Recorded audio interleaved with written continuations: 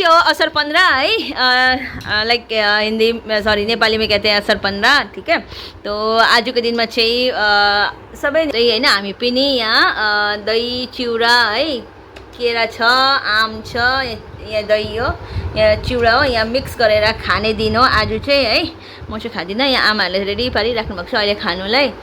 अनि यहाँ चिउरा पनि धुइधाइ पारेर धुनु भएको छ नि, हो धुइधाइ पारेर राखिराख्नु भएको छ।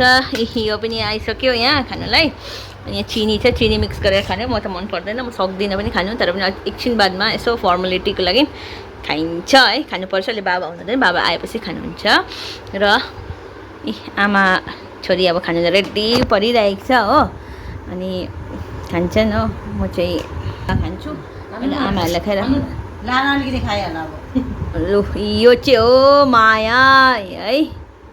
अनि भाइ भगवान्लाई चढाइसक्नु भएको छ हो, चढाएर चाहिँ घरभित्र बाहिर के फर्टी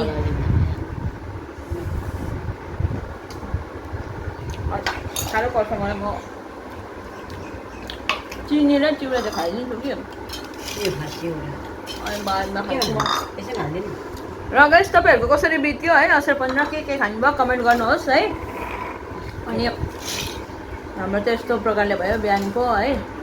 आजको दिनमा चाहिँ है यो चाहिँ नेपालीको एउटा त्योहार हो।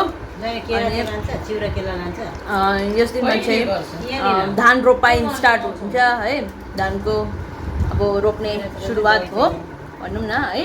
तर म ट्रेनमा आउँदाखेरि मैले देखेँ धेरै मान्छेले धान रोप्दै थियो त उता, बट हाम्रो चाहिँ अब यता स्टार्ट पहिला हाम्रो पनि रोप्थ्यो, जहाँ हाम्रो घर छ यहाँ त्यहाँ रोप्थ्यो, होइन। यहाँ रेडी भइसक्यो, लो खाऊ तिमीहरू।